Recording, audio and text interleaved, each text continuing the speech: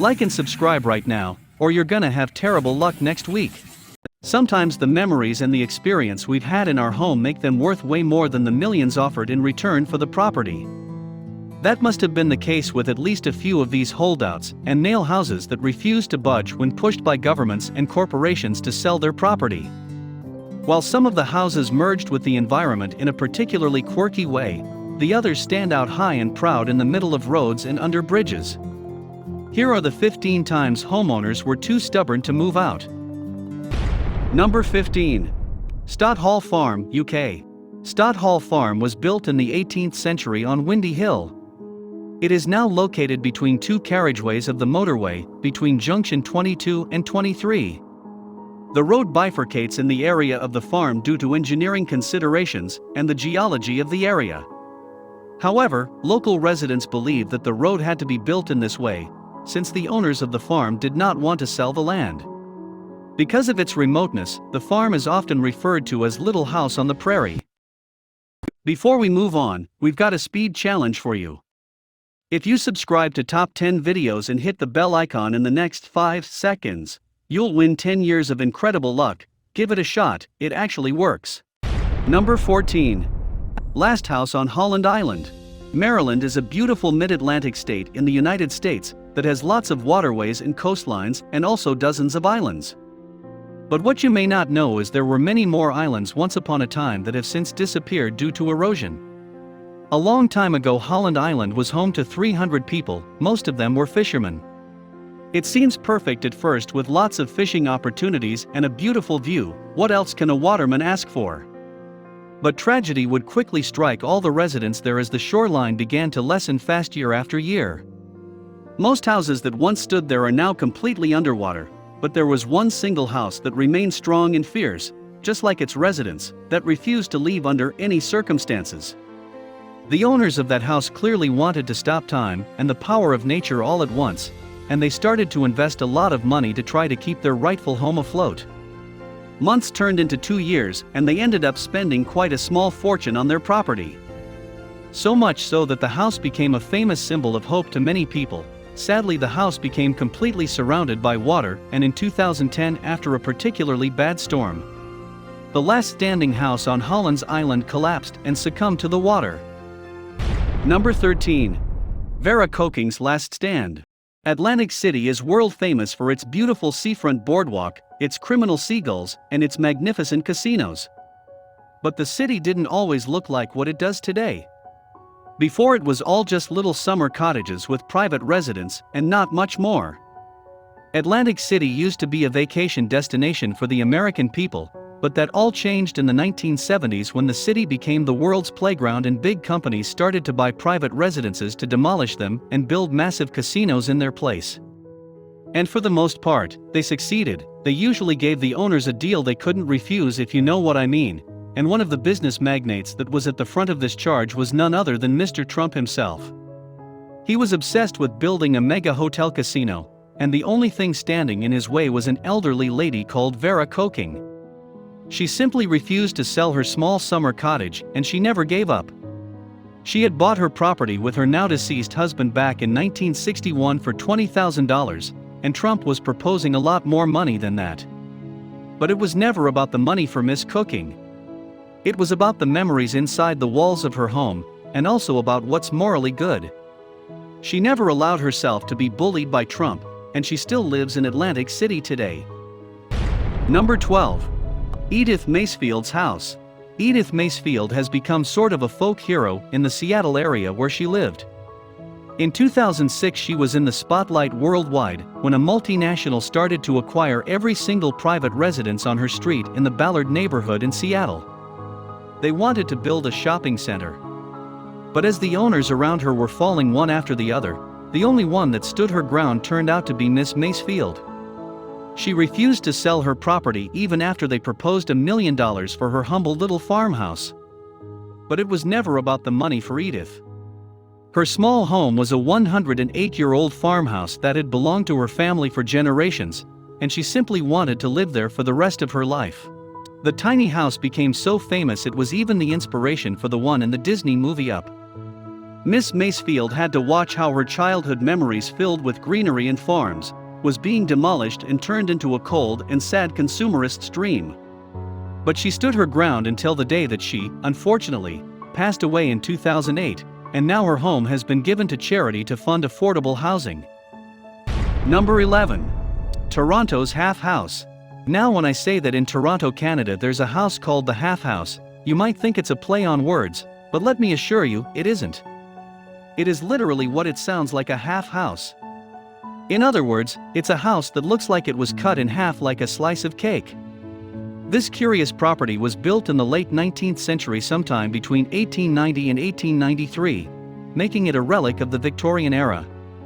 It is located on St. Patrick Street in Toronto, but back when it was built the street was called Dummer Street, and this house was one of 6 identical and connected homes. Because each structure was indeed 2 separate houses. They were actually numbered in half numbers, meaning it went like 52 and a half, 54, 54, and a half, 56, 56 and a half, and so on. But during the 5 decades after its construction, all the houses in the neighborhood started to get offers from big developers. At first, all the residents were complaining about the aggressive tactics of the buyers, which were borderline bullying and in some cases criminal.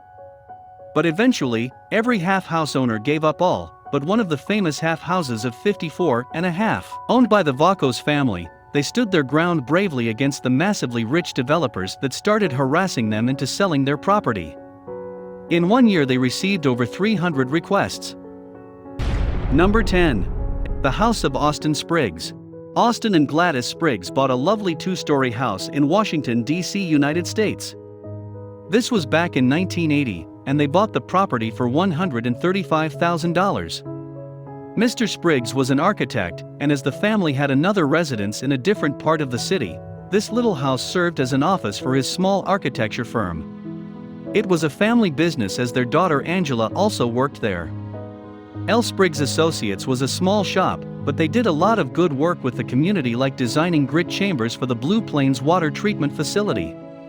And the area around their headquarters was for the longest time just a very poor neighborhood, always riddled with people experiencing homelessness and vacant plots of land. It wasn't the safest of places either. All in all, it simply was not a very attractive part of the city, but that would rapidly change in 2003 when a new convention center was built, and it triggered a cascade of new business openings. The neighborhood was quickly increasing in value, and that's why a lot of developers tried to buy the little house from the Spriggs. Their first offer was $1 million, but that quickly became $3 million, but Austin wouldn't budge. He refused categorically to sell, and today his office is the only reminiscence of how the area used to look. Number 9. Mary Cook.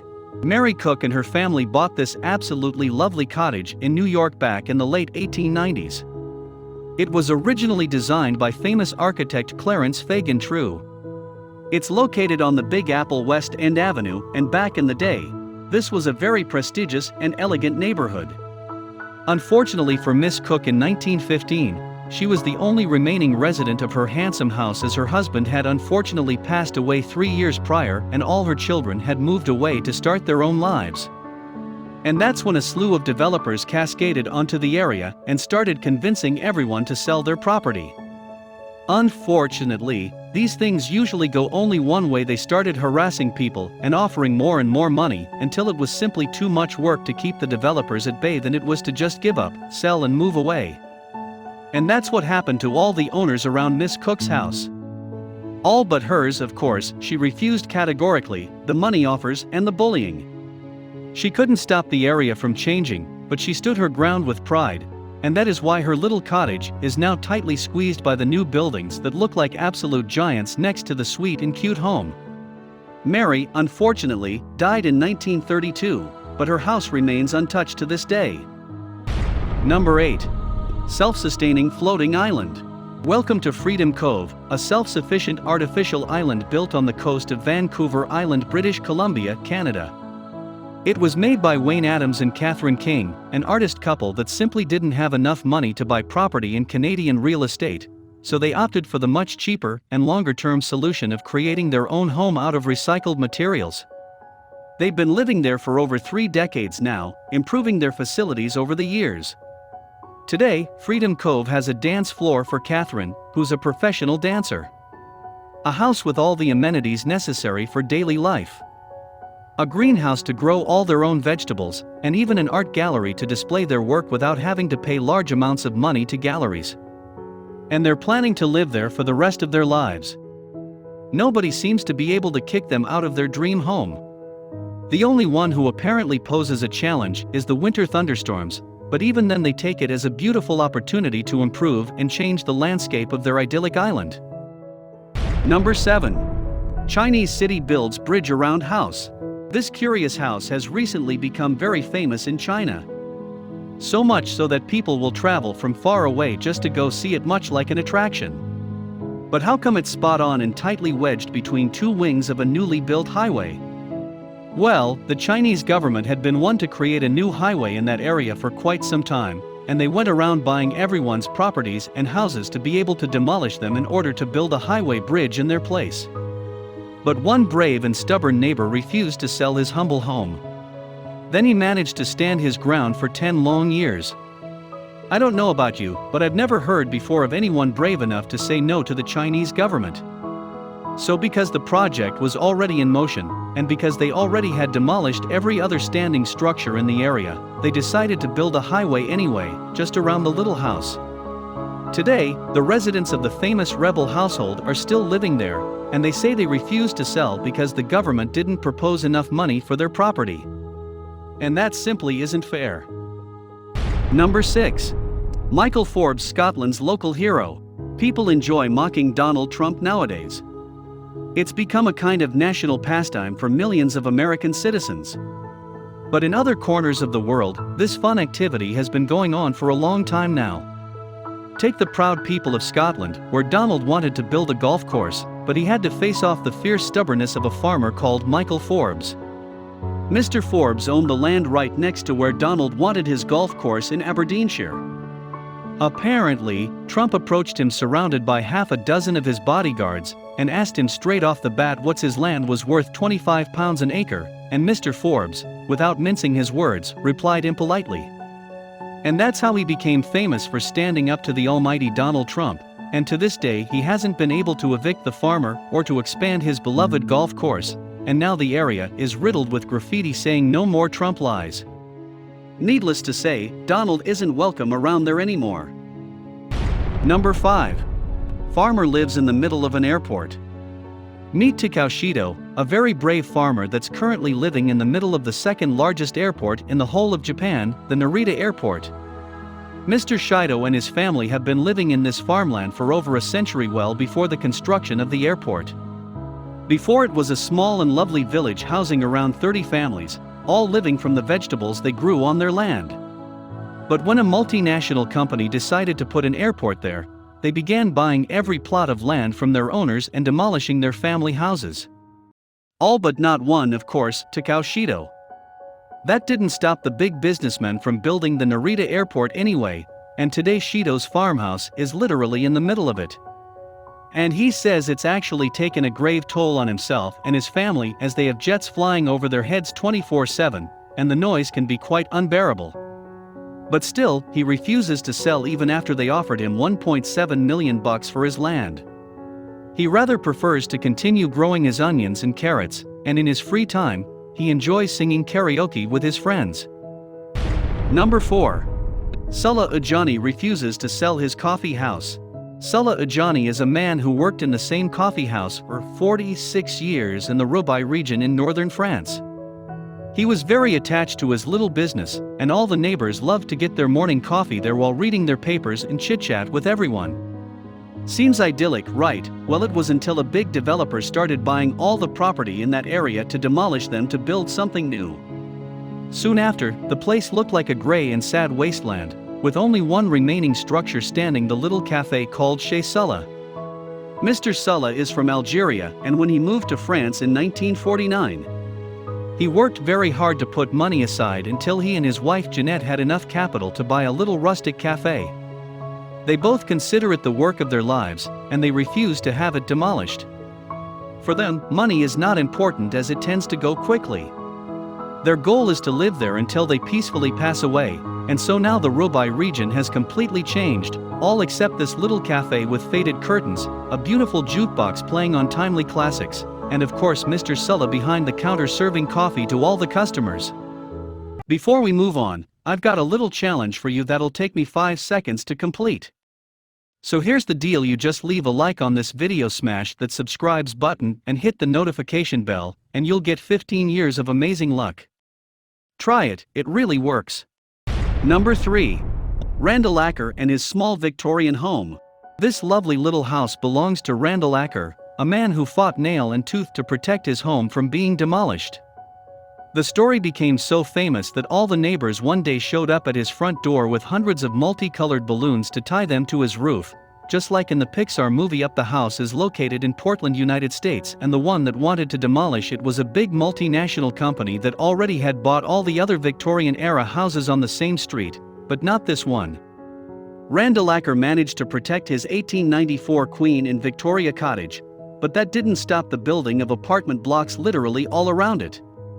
That's when the neighborhood came together and decided to recreate the famous and whimsical scene from the movie. When they started to place all the balloons inside the house's tiny chimney to, later on, release them, everyone joined, even the construction workers from the evil multinational.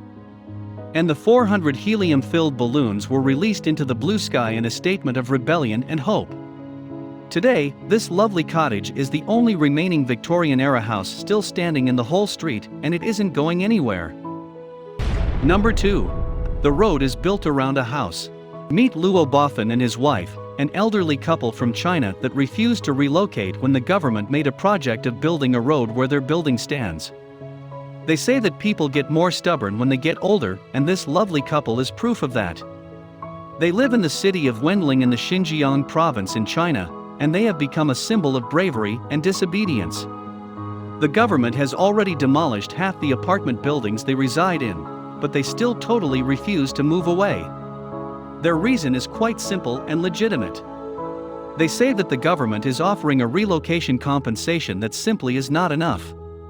And of course, they can't touch a building that's being inhabited, especially by 2 cute grandparents.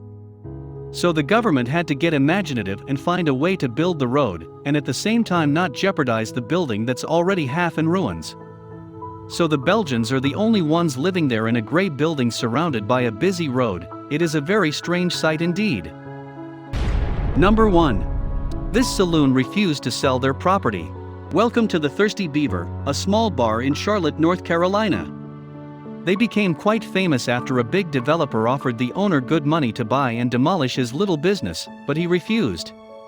The mini one-story bar became a local folk hero because the concern was growing among neighbors that Charlotte was getting homogenized, meaning that locally owned businesses were rapidly disappearing and big development was starting to be the majority in the town. In the case of the Thirsty Beaver, a company wanted to demolish everything in the area to make way for a massively huge apartment building of 323 units and 820 new apartments. A ferocious fight started in 2013 between the Beaver's landlord and the property owner of the surrounding area. But after much money spent on lawyers and the clear stubbornness of the Beaver's people, the big developer had no choice but to start construction of his big project anyway. And today the Thirsty Beaver is completely dwarfed by the massive apartment buildings. But the regulars can still go and relax after a hard day's work, with the owner behind the counter cracking jokes, and the magnificent selection of Western and country music. As you can see, it is possible to face down the big man, and sometimes the small guy even wins. What about you? Have you ever had to fight to keep your property or your family legacy? Tell us about it. Like this video and subscribe to our channel. Press the bell icon for more amazing videos.